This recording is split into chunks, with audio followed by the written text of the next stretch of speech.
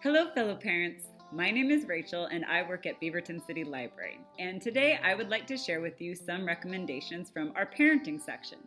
Because to be honest, before I started working at the library, I didn't even know that we had a parenting section. But since I learned about it, I have found a lot of great resources that I've used with my own family, and I'd like to share them with you. Now, our parenting section is located kind of right behind the children's desk, close to where our nonfiction section is for juvenile readers. And the books in this section have a sticker like this that says parenting, so you know what is in this collection. Now, we have a wide variety of topics. So the first topic that I wanted to share with you today is nature, because I feel like getting kids out has been one of the most important things of this past year. And so here are 3 of my recommendations for parenting books that have to do with getting kids out in nature that I think might be helpful for you all. The first book that I would like to recommend to you is Best Hikes with Kids, Oregon by Bonnie Henderson and Zach Ernest. So this book has a lot of information. It's definitely geared towards the adult in the family to read and plan and look over. It does have some lovely pictures, however. And kind of a parenting hack that I like to do is cross-reference this with the Creaky Knees Guide. The Creaky Knees Guide is a hiking book that is more directed towards senior citizens and or people who have mobility complications. And so it is actually really great to kind of cross-reference the two to be able to plan just sort of a stress-free outing with your family and knowing ahead of time what the terrain is going to look like, if there's paved paths or not, that sort of thing. So highly recommend Best Hikes with Kids, Oregon. As always, I would also cross-reference this with the most latest updates that are online, because forest fires, landslides, etc. can happen, and so it's always good to have the most up-to-date information online before you head out.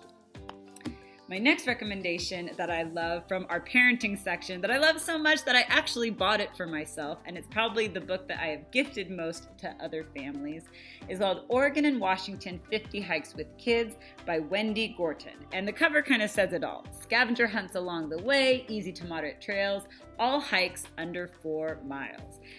This is actually a great book I feel like to use with elementary age kids and maybe perhaps even older, because for each one of the hikes that it gives you, it also has a scavenger hunt. So it kind of adds a neat element of giving you more facts about the area that you're in, and also you can kind of get a little friendly competition going as far as who can find each thing first.